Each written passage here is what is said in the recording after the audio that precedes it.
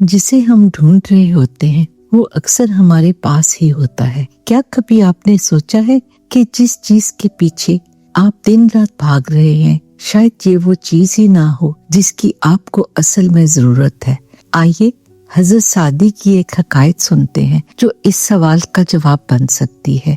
कहते हैं कि एक शख्स था जो हर सुबह सूरज निकलने से पहले रोजी की तलाश पे निकल पड़ता। उसका हर कदम सिर्फ एक सोच के गिर्द घूमता, कहीं रिस्क छिन न जाए, कहीं कामयाबी हाथ से निकल न जाए।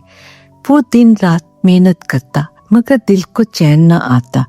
एक दिन उसकी मुलाकात एक बूढ़े बुजुर्ग से हुई, एक ऐसा मर्द दाना जिसके चेहरे पर सब्र और आंखों में बसीरत थी।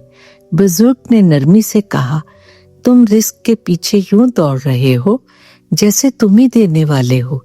अगर तुम उसी खलूस से रोजी देने वाले को याद करते जिस शिद्दत से रोजी की तलाश में हो तो फरिश्ते भी तुम पर रश्क करते। ये बात सुनकर वो शख्स खामोश हो गया। उसने कभी यूं सोचा ही ना था। बुजुर्ग ने उसे याद दिलाया, जब तुम माँ के पेट में थे तुम कुछ नहीं करते थे, फिर भी तुम्हें सब कुछ मिलता था, खुराक, हिफाजत, जिंदगी का आगाज। तो अब क्यों समझ बैठे हो कि सब कुछ तुम्हारे हाथ में है। वो शख्स अंदर से लर्ज गया, जैसे दिल में कोई चिराग जल उठा हो। बुजुर्ग ने उससे वो नेमतें गिनवाई जो वो बरसों से नजर अंदाज कर रहा था। अक्ल, आवाज, चेहरे की पहचान, ज़बान का फसी होना, कपड़े, इज्जत, ये सब रिस्क नहीं तो क्या है।